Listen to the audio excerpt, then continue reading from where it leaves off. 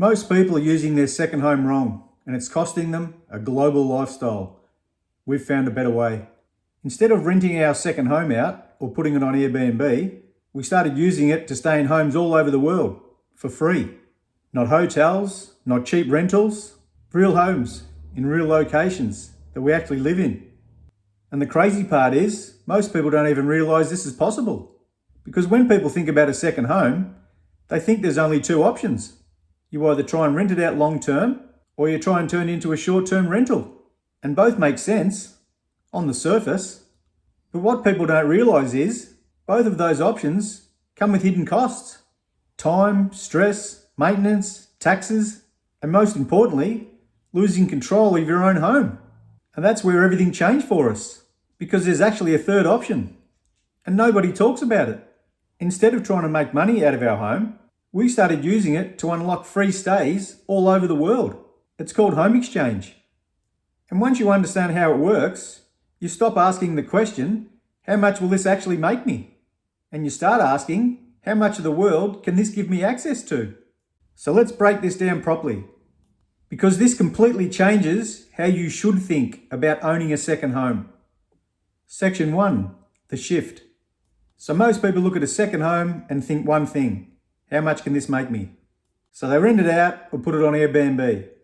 And on paper, that makes sense. You've got an asset, so let's try and turn it into income. But here's what we realised. That way of thinking actually locks you into a cycle where you're constantly trading time, effort and control for money that you end up spending anyway. Because yes, you might make a few $1,000s a month, but then what happens when you travel? You go and spend that money again on accommodation. So you're earning just to pay it back. And once we saw that clearly, that's when everything changed for us. Because instead of asking, how much can that property earn? We started asking, what if this property could eliminate one of our biggest expenses completely? And that's the shift. Not income, access. Section 2, the hidden cost of Airbnb. Now here's where things start to break down.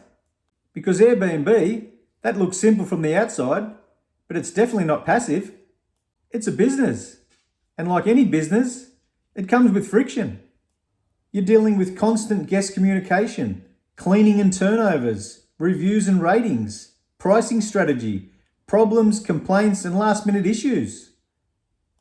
Even if you hire a manager, you're still giving up a chunk of your profit and you're still involved. And then there's the mental load. And for a lot of people, that's a job, one that no one actually signed up for. Section 3, you lose control. And this is the part that surprised us the most. Because when you try and maximize income from a second home, you're actually slowly losing control of it. Because to make Airbnb work well, you need high occupancy, which means keeping your calendar open, accepting bookings regularly, and prioritizing guests over your own use. So your home isn't really your home anymore. It becomes a product, and long-term renting, well, that's just another extreme. You hand over the keys and you're out. No flexibility, no spontaneity, no access. But with home exchange, it's completely different. You decide when it's available, who stays, and how often.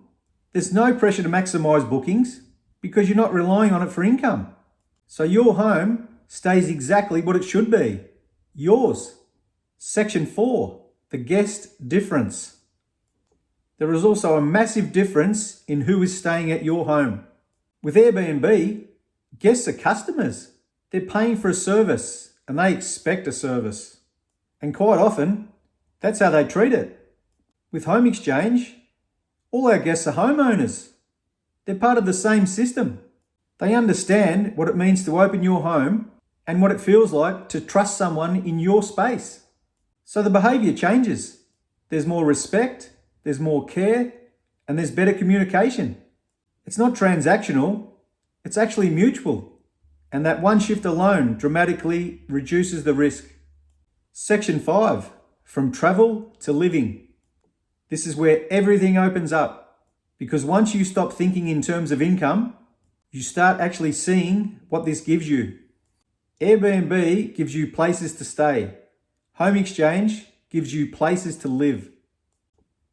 Real homes, full kitchens, local neighbourhoods, space to actually settle in. So instead of quick trips, you can stay longer. Instead of rushing, you can slow down. Instead of being a tourist, you become part of the place. And financially, it changes everything. Because accommodation is one of the biggest costs of travel. Remove that, and suddenly the world becomes a whole lot more accessible. Section 6. No competition. Another thing we didn't expect. There's no competition.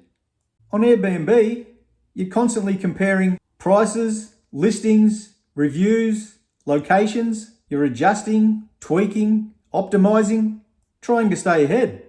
It is, after all, a marketplace. But home exchange isn't like that. There's no pricing war, there's no undercutting, no algorithms to be concerned about. You're not trying to win bookings. You're simply participating in a system of exchange. And that removes a huge layer of stress. Section 7. Less risk, more stability. Then there's the regulations. Airbnb regulations are changing everywhere. Introducing permits, limiting short-term rentals. So what works today might not work tomorrow. Now, long-term renting is more stable, but comes with legal obligations, tenant risk, and is not as flexible. Home exchange sits in a completely different category. It's not a commercial transaction. It's just people sharing homes, which generally makes it lower risk, more flexible, and more future-proof. Section 8. Less wear and tear. This one's simple. More guests, more wear. Airbnb has a higher turnover, which means more cleaning, more usage, and faster depreciation. And home exchange is different. Fewer stays and more respectful use. And over time, that protects your property. Section 9. Community over transaction. And one of the most unexpected parts of this is the community. Airbnb is transactional. You don't build relationships, you complete bookings. Home exchange simply feels different. You communicate before stays, you build trust, and sometimes you even go back and stay in the same home, 2 and 3 times. It becomes less about transactions and more about connection. Section 10. The real advantage for you. And for us, this is where it really clicked. This isn't just a smarter way to use your property. It's a whole bit of story. We stayed in an Airbnb. Well, that's normal. We travelled across different countries without paying for accommodation. Now that's a completely different story. It sparks curiosity. It creates interest. And it changes how people see what is possible. Section 11. Flexibility. And the best part is, you're not locked in. You can still rent it, Airbnb in it, stay in it if you want, but home exchange gives you an option that most people never ever consider. And once you see it, once you try it, your travelling life will never be the same again. So the real question isn't how much a second home can make, it's what kind of life can it give you? Because one path turns into a business, and the other, well, that turns into a freedom machine. And for us, that one decision to sign up on home exchange, that's changed everything. Section 12, the hybrid model, Airbnb and home exchange. Now here's where this really gets interesting, because this doesn't have to be an either or decision. You don't have to choose between making money or traveling for free. You can actually do both.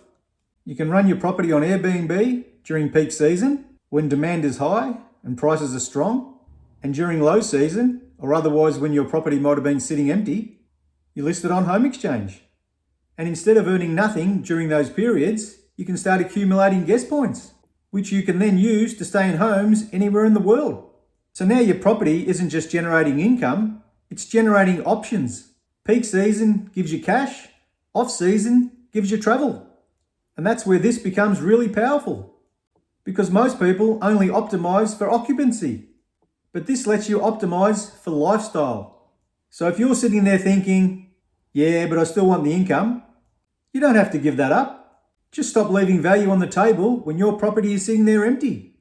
And once you start thinking like this, you realize something very important. It's not about choosing one strategy. It's about using your property in the smartest possible way all year round. Thanks for watching. I will leave a link to home exchange down the bottom You can actually sign up for free. You can click around and have a look at all the different homes in all the different countries. And you only pay about $230 USD if you in fact sign up and become a member. And be sure to check out this video here. It shows you how we got 50 nights accommodation all around England and Ireland, booked 6 months in advance, all free. It'll save us over $20,000, which in itself is another trip overseas.